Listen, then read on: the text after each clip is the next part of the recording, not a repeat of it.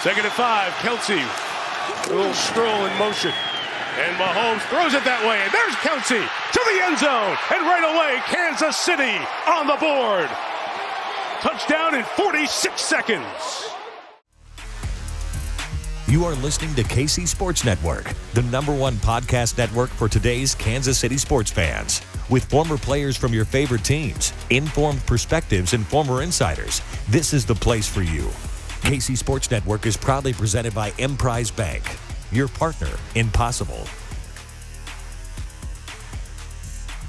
What's up, Chiefs Kingdom? This is KCSN Update. I'm BJ Kissel, and this is your daily dose of Chiefs news and updates from us here at KC Sports Network. We've been rocking and rolling with this video series, and it's also a podcast series, since training camp. And I'm excited because it's Friday, and that means we are going to be joined by Pro Football Focus's Trevor Sikkema, who is not only going to give us his key matchups to watch in the Chiefs and Raiders game coming up on Monday night in that AFC West showdown, in prime time for the entire world to watch. But the fact that Trevor is a Buccaneers fan, and he had covered the Buccaneers for a long time before he got hired at PFF, we're going to talk about that game and what his experience was watching Patrick Mahomes do what Patrick Mahomes does, along with the Chiefs defense and the rest of the offense. They had everything rocking and rolling. Excited to talk to Trevor about that. And also, obviously, get his thoughts on the Chiefs' upcoming matchup against the Las Vegas Raiders. But before we bring on Trevor, a quick word from our friends over at DraftKings. The NFL action is in full swing at DraftKings Sportsbook, an official sports betting partner of the NFL. We're talking touchdowns, big plays, and even bigger wins. New customers can bet just $5 on any NFL team to win and get $200 in free bets if they do. And check this out. In addition to the usual bets, everyone can boost their winnings with DraftKings stepped up same game parlays. Now, when you look at this Chiefs game against the Raiders on Monday night, if you're looking at the lines, if you're the betting type, Chiefs are 7-point favorites. Actually started at 7.5. It is down to 7 points. So it looks like some people are picking the Raiders, probably because it's an AFC West showdown, and those things tend to be closer than you'd expect, unless you're looking at the game last year that was 48-9. But 7-point favorites the Chiefs are in this one, with an over-under of 51 points. If you like same game parlays and you want to take the Chiefs and the over, is probably what I would do. But I'm not the best person to get betting advice from. But it is interesting. The Chiefs play anything like they did against the Tampa Bay Buccaneers. You got to like that bet if you do make that one. If you are a Chiefs fan, if you do, make sure to go to DraftKings. And to make things even sweeter, you can throw down on stepped up same game parlays once per game day, all season long. Download the DraftKings Sportsbook app now and use promo code KCSN to get $200 in free bets if your team wins when you place a $5 bet on any football game.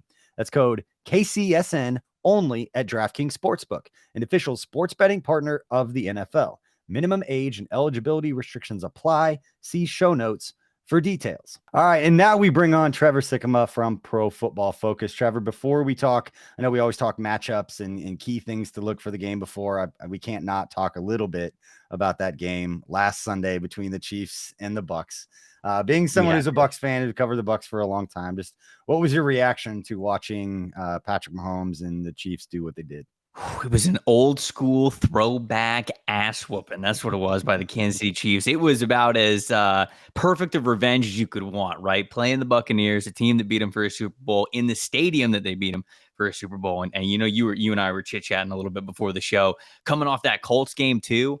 I mean, this Chiefs team couldn't have been more pissed off and more motivated to win that football game. And it showed up, man. Those are things that absolutely matter. That kind of mindset, that mentality. And Tampa's in a weird spot, right? They've been dealing with so many injuries. The story of the Tampa Bay Buccaneers so far in this season, and even going back to training camp, has been injuries. Can this team get healthy enough to really compete the way that they were predicted to as a potential Super Bowl team from the NFC again this year? And they're just not there. And we saw that this past weekend. The Chiefs are a team that we've seen through their first 4 weeks, now going into week 5. They have that caliber. They can stand up with anybody. They can score with anybody. Patrick Mahomes is, of course, still Patrick Mahomes. And the way that they're playing now it is great to see. Even in that Colts game, it was just like a couple of things here and there that could have bounced the other way. This team could absolutely be undefeated at this point. So the Chiefs are there in their identity. The Buccaneers are not. And it's some of those core areas where they're really struggling. Up front, those injuries along the offensive line, they're tough to deal with right now. The receivers being as beat up as they are, you know how much rhythm and timing and practice and everything goes into a successful passing game. So that's, I mean, that has not been there because of the injuries. And then, man, on the defensive side of things, yeah, Tampa came out of the gate hot, but I mean, Vita Vea in the middle is not the guy that he was last year. Defensive line's not playing as well as they should. They've got some good guys in the secondary, but defense is a unit where everything's got to come together. And certainly last week, the Chiefs did a really great job of making sure that they were not together and that they were not cohesive and they were frustrated instead. So a hat tip to two of the greatest in the game, the combination of Andy Reid and Patrick Mahomes. They absolutely took it to Tampa, but who knows? Maybe we'll see this matchup again in February. Yeah, nobody's going to doubt the talents on that side, but you talked about the banged up. If your interior offensive line, if your center is not ready to go against Chris Jones, the way that he's playing right now, and the perfect storm that we talked about coming off the Colts game, even individually for a player like Chris Jones that was in the headlines for the penalty that he had, it was, again, the perfect storm of things coming against them. But last question I want to ask, and then we'll move on. I'll stop putting you through this. What is your reaction when you see the Patrick Mahomes? He scrambles outside the pocket, spins away. I know most people in the NFL, like everyone who covers the NFL, sees all the highlights at minimum, if not watching the full games. But, you know, Chiefs fans, we've seen this at training camp, throwing behind the back, all these crazy things that he does. We've talked before about how he's graded and all that kind of stuff. But just what's your reaction when you see a player and a quarterback, and I don't say reinvent the position, but does things that maybe it's just recency bias after watching the mess last night between the Colts and the Broncos, to then think about the things that Patrick Mahomes does on the field. He's not the only one, to be fair. There's a lot of quarterbacks in the NFL doing a lot of crazy things right now, but for Mahomes, we keep seeing this consistently. What's your reaction when you see a quarterback do the kind of things that he does, specifically on that play on Sunday night? Yeah, you watch that Thursday night football game, and then you think about Mahomes, and you go, are they playing the same sport, actually? Like, are they, you know, are they abiding by the same rules? Tom Brady's right when he was like, there's a lot of bad football being played. And then literally like 2 days later, a lot of bad football people going calling on, but it the worst game in NFL history. No, look, I mean, you said that there are other guys in the league that are doing things like that, but the thing is that not to take away from any of those other guys, because there are players in the NFL who are playing the position at an extremely high level. But when you talk about MVP, when you talk about that word value, when you talk about everything that you bring to the table for your team, to me, I said this week on our shows at PFF, Patrick Mahomes is my MVP right now. He has to be. And the reason why is because when you look at the question marks that they had coming into the year, it wasn't necessarily, you know, how do you replace Tyreek Hill as a target getter, as a pass catcher? You can distribute the ball plenty of different ways. You can lean on Travis Kelce a little bit more. You can go to some of the other weapons that they've brought throughout the offseason and the guys that they have had there, drafted, signed, whatever it is. You can find different spots to distribute that ball. The question was, does the creativity that we have seen offensively with the Chiefs has been so dominant over the last couple of years, does that still get to exist when you do not have a unique athletic player like Tyreek Hill? The answer is yes. And the answer is because of what Patrick Mahomes has between the ears. The creativity that goes on in his brain to attempt, let alone complete, things that other quarterbacks wouldn't even think about, wouldn't even let come in their mind, is what makes this guy so different. He is physically gifted, but he is also, and I feel like we do not talk about this enough, so mentally gifted in the game. And I think that you saw that against the Tampa Bay Buccaneers. You see that on that flip touchdown. The quarterback position is so much of what, BJ. It's remembering what you're supposed to do.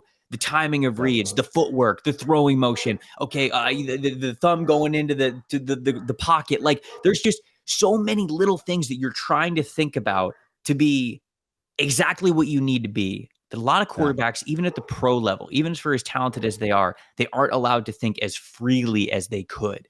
The gift of Patrick Mahomes is that not only is he so physically talented, he is so mentally talented in that he is free. He simply thinks about, how do I get this oddly shaped ball in the hands of my receivers exactly where it needs to go to most benefit my team? And sometimes that looks unorthodox as hell, but you know what? The 6 points is the 6 points. And I think that Patrick Mahomes and Andy Reid understand that better than any head coach quarterback combination that we have in this league. And the results are them putting a pretty good ass whooping on a good defense in Tampa Bay like they did this past week. Dude, that's a great way of putting it. I will, I tell this quick story, and I've told this before, but I always go back to, he was mic'd up a couple years ago. I think it was 2018, his year that he went off 5,050 touchdowns. He was mic'd up against Denver in a snow game. And they were between the 40s. It was the shot area of the field. And they took a shot down the field. He threw it. And as he was running down, and they put the clip out, which kind of surprised me, based on how just they don't like that kind of stuff getting out there. But I think it was so complimentary of Mahomes' mental acuity, the things that we're talking about, where he was running down the field after he threw the ball and he was talking to one of his linemen, and he said something to the effect, I might get this wrong, but it's something to the effect of, that was cover 0. They haven't done that since week 2 against so-and-so at so-and-so.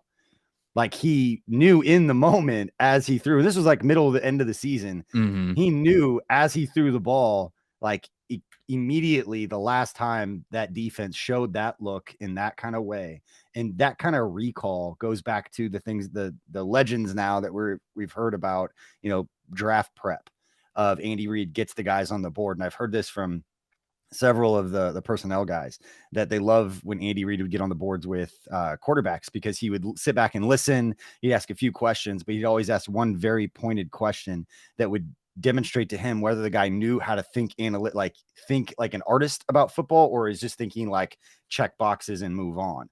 And I guess Mahomes had blown him away, and they just went back and forth on the board for a while. And like, he was there a while, and it showed him like, this guy isn't just the physical traits. Like, there is an artistry to the way that he sees the game. And then when you combine it, like you said, with the physical ability, the baseball background, all those things of throwing from crazy angles, and just the creativity to get the ball out in certain situations, combined with Bobby Stroop, his trainer, to train to be powerful in unpowerful positions, is the way that they've talked about it. It's just a beautiful combination that has led us to seeing something that we've never seen in NFL history, that he's pacing to break every record there is for a quarterback. So don't need to turn this into a Patrick Mahomes love affair. We do that plenty enough with Chiefs content anyway. So let's talk a little bit about the upcoming game between the Chiefs and the Raiders.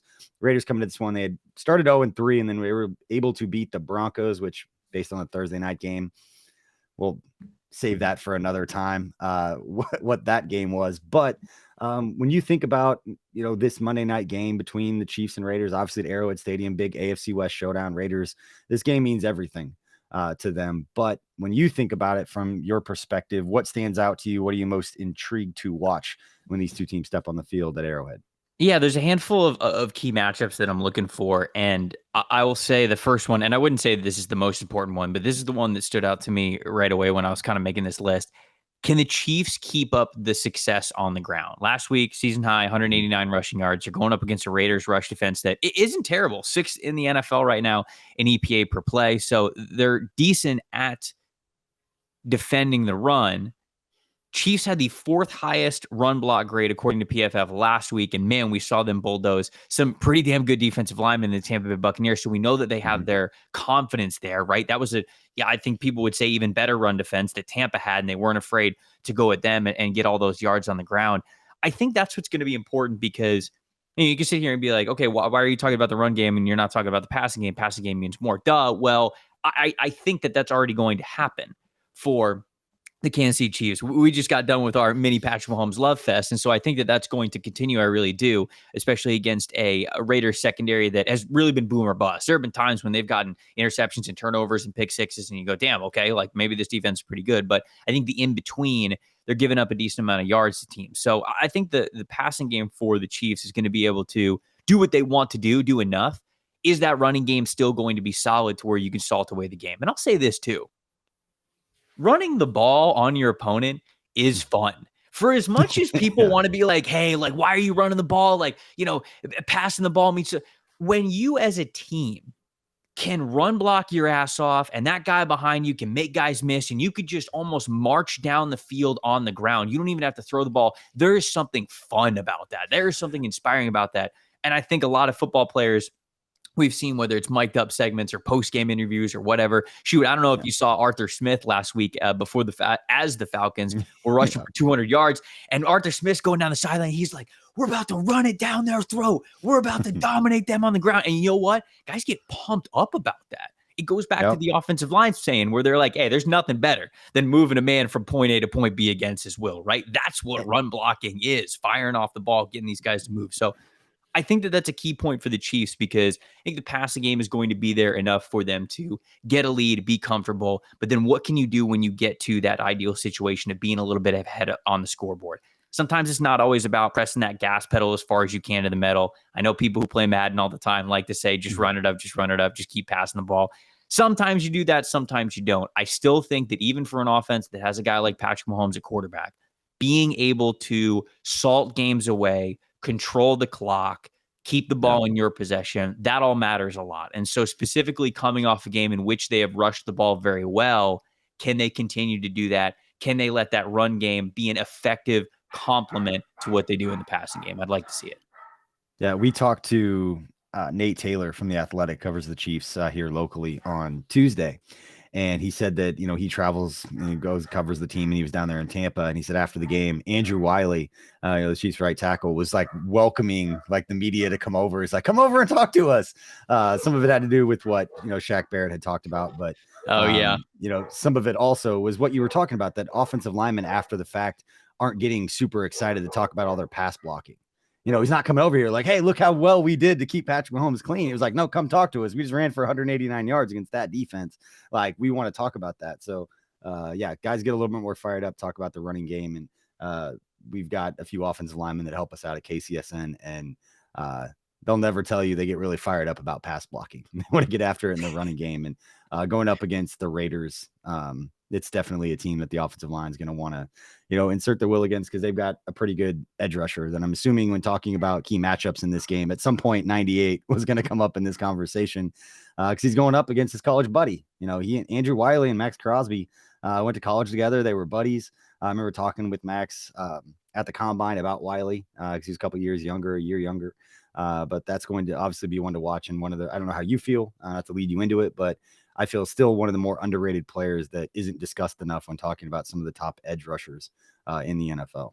Oh, absolutely. I mean, Maxx Crosby, I believe led the NFL in pressures last year. If not, he was right behind Aaron Donald. I can't remember which was which, but either way, he was number one for edge rushers. And I mean, he's having another phenomenal year this year. And I don't think he's getting nearly the praise that he was last year. Maybe we got bored about it. Maybe we're just like, oh yeah, Maxx Crosby's winning, but the Raiders stink, so we're not going to talk about it. But I mean, he is having a phenomenal season. There's no doubt about it that this guy can be a takeover kind of a player, especially when he's able to pin his ears back on third down. And that's, again, I think that is one of my key points along with, not letting turnovers really ruin the game for you. I was going to kind of tie all this in because when you look on the other side of things, and I'm saying a lot of stuff now, but Derek Carr tied for the league lead in turnover-worthy plays that we have over at Pro Football Focus. So this is, of course, any throws that could be counted as potential turnovers, whether the cornerback dropped the interception, whether he should have had it, whether it was just an ill-advised throw into coverage, whatever it was. He leads the league. He's tied for the league lead in turnover-worthy plays. Now, 5 of those 9 came in the first week against the Chargers, which was absolutely abysmal. He was just giving the ball away. That wasn't good. But there's also 2 games that Derek Carr has played this year in which he has had 0 big-time throws, as you would expect. Those were the games which also he had his least amount of turnover-worthy plays. In the other game that he played where he had more big-time throws, he had, guess what, more turnover-worthy plays. So you're kind of going to get Derek Carr into this spot, and this just seems to be his identity, where if you make him throw the football, he's going to put it in harm's way. As the Chiefs, the key matchup here is, don't answer that, right? Take the plus in the turnover column and turn it into a win. A big thing to that is making sure that you're containing Maxx Crosby on the edge. Don't let his pressures turn into strip sacks, turn into maybe ill-advised throws, even though Mahomes is unbelievable in pressure. But it's kind of just it's a lot of points to basically say, don't lose the turnover battle. Because it feels like if you just play your game and you let Derek Carr play his game, identity tells you more often than not, he's going to chuck a couple of footballs your way that you might be able to get some turnovers. If you just play turnover-free football, not to sound too much like a coach, I think the Kansas City Chiefs are going to be able to win this game. So whether it's pressure up front, whether it's blocking Maxx Crosby, which is a huge matchup, or even, like a guy like Chandler Jones kind of catching fire, which we haven't seen yet this season. They've got some guys along that defensive line and along the front 7 in general that can make life tough. So don't give the football away, because you figure Derek Carr is probably going to give it away in this game, because that's what history has told us. Yeah, when looking at the Raiders defense, I wanted to ask you specifically about Chandler Jones, because there was a lot that was made about him joining. I mean, let's not get it twisted. He's one of the best pass rushers in NFL history. Quietly, one of the best pass rushers in NFL history. That, again, another player that isn't talked about a whole lot in that regard. But when he was signed there, him and Maxx Crosby were going to be this duo that, they were talking about compared to Randy Gregory and Nick Chubb and Khalil Mack and Joey Bosa, that now the Raiders had a couple of dudes. Haven't really seen that impact. When you look at the Raiders defense, and maybe I'm just biased because I don't like the Raiders at all, growing up a Chiefs fan, but when you look at them, there's really nobody on that defense outside of Crosby right now that scares you. Is there somebody else that we should, as a collective fan base, just kind of have our eye on, being like, hey, that guy, if you give him the right opportunity, granted, I understand these are all professional athletes, but is there anybody else in the defense that could really scare you to change a game in the Raiders' favor that maybe isn't getting enough respect from Chiefs fans or from me in this question right now? Well, I said at the beginning that the secondary has been a little bit boom or bust. I mean, Amik Robertson, their outside corner, I mean, he's not going to be afraid of anybody. I think that we've seen him play with a ton of confidence over the last couple of weeks. He's gotten some turnovers because of it. Nate Hobbs, I think, a really good slot corner. I think that he is somebody who can neutralize a lot of the better slot matchups in the NFL. Now, is Nate Hobbs going to be able to go up against Travis Kelce when he's in the slot? No, probably not. And so that might be a tough, difficult matchup for them there. But you got to think about this too. They get to go up against Darren Waller in practice every day too when they put him in the slot. So it's not like they're inexperienced or haven't seen a good slot, a unique mismatch kind of a weapon there. So I would say those two secondary guys, when I'm thinking about the Raiders outside of their defensive line, I like how Denzel Perryman has been playing well as their linebacker there. He feels like he's been all over the field playing with his hair on fire, like it feels like he always does. But those corners, those guys, I think, could make the difference for them in the fact that Hobbs and Robertson play very confident. And if you try to get too cute or if you throw an ill-advised pass, those guys can make you pay. They really can. So that's, again, goes into the don't do anything more risky than you need to. I think that the Chiefs, not that they can just show up and win this game, but the script should allow for them to win the game. And if you're not giving it to those guys in the turnover section, then I think you'll be doing okay. When you bring up Denzel Perryman, all I can ever think of is the interview that I did with him at the Senior Bowl. It was the year that it was on the ship where they did all the media on that ship or whatever. And I remember it was Tyler Lockett's year. And I remember being in the corner of that deal. And I remember interviewing him. I was like, what do you like about playing football? And he's one of two Mike linebackers or middle linebackers that have ever given me this answer. Joe Mays for the Chiefs being the other one, where he just said, I get to hurt people and I don't get in trouble for it. I was like, oh my God. All right. I was not prepared for a follow-up for that answer, but it's just oh, bro, okay. Perryman. I like what you're about in a middle linebacker. I can get behind this. Perryman is a throwback linebacker through and through, man. I mean, he is just all power and he puts a hurting on guys. He's a fun linebacker to watch, man. I know he's not the best linebacker in coverage, but if you like that throwback, will get you right under the chin strap, kind of a guy with hits straight to the chest and the shoulder and the big hits across the middle, man. That's your guy. That's definitely your guy. All right. Want to ask you about the line because we're talking about what the Chiefs need to do. Are you surprised, at least on DraftKings, the line was 7 points the Chiefs were favored by? Obviously, the game's at home with an over-under of 51 points. When you hear those two numbers without really diving in, because I obviously just sprung it on you. What's your initial reaction when you hear those two numbers? Yeah. I mean, 7 right off the bat, it seems like a lot, but then the more you sit down and you think about it, you go, the Chiefs should beat this Raiders team. For as much as I think the Raiders came out of the gate slower than we thought that they were going to, and I think the potential of this team is better than what we have seen lately, 7 points is a lot in this league, when you're playing professionals against professionals and divisional opponents too. So it's a lot of points, but I think it clearly goes to the notion of how well the Chiefs are playing, even though they are not undefeated, even though they have that Colts loss, how much Vegas respects the direction that the Chiefs are going. 51, I mean, right. I just talked about how Derek Carr's nature is to be a big time thrower. And I think they'll probably have plenty of opportunities to do that in this game because I think you're going to be down for most of the contest. But another point that I had that I was just thinking about is what the Chiefs end up doing with Darren Waller. If I had another point, it was, can the Chiefs keep Darren Waller at bay for another week? Because a lot of people have been like, oh, well, what's up with Darren Waller this year? Devontae Adams comes and he's not getting it nearly as much work. He's got career lows, I think, I have it here, contested catch percentage, threat rate, which is wide receiver usage, a career low in quarterback rating when targeted. It's all career lows right now for Darren Waller. But I went back and I watched every single target that he's had so far this year. It's still Darren Waller. Like he's still good. Like the breakout performance and him getting in groove with Derek Carr again, that is coming at some point this season. Keep it a week away. Make sure it's not this week. That is something that you want to focus on. Davante Adams, man, he went up against one of the best corners in the NFL last week in Pat Surtain, and Pat Surtain did a great job shutting him down in a lot of ways. Davante still had over 100 yards, right? Like they still moved him around. They got him matched up against different corners, and he still got his. It's just a matter of, can you make this Raiders offense one-dimensional in that they can only go to Davante Adams? Because once you start going, okay, well, now Adams hitting, now Waller's hitting, now maybe Josh Jacobs goes off of a great game that he had last week. Now you get into a little bit of trouble. You've got to continue to somehow make that Raiders offense as one-dimensional as it looked so far this season. And I think that starts with really making sure that you keep Darren Waller at bay for another week. Because I'm telling you, the breakout's coming. Darren Waller is going to have a game where he absolutely goes off this year, and it's going to be a catalyst for him getting back in the groove of this offense. But it has not happened yet. Can you hold that off for another week and you could play him well? But all that to say, like the line, I could see in theory why it would be 51 points. I'd still be going under, just barely under though. This could be a fun one.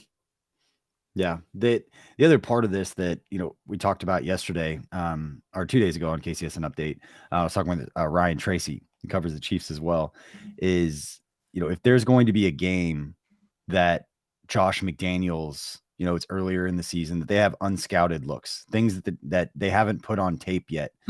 This would be a game that they would unleash some of that stuff. And to your point, if they're trying to get Darren Waller going, this could be a game where, and Steve Spagnuolo, like those guys know this too, that if they were going to hold back anything and not show a lot, Andy Reid does this all the time where he doesn't want to show every, iteration of every screen that they have. Right. And, I had one former Chiefs player tell me they had like 17 iterations of one screenplay. They can run it 17 different ways. And a lot of it's window dressing, the way that they kind of make it look.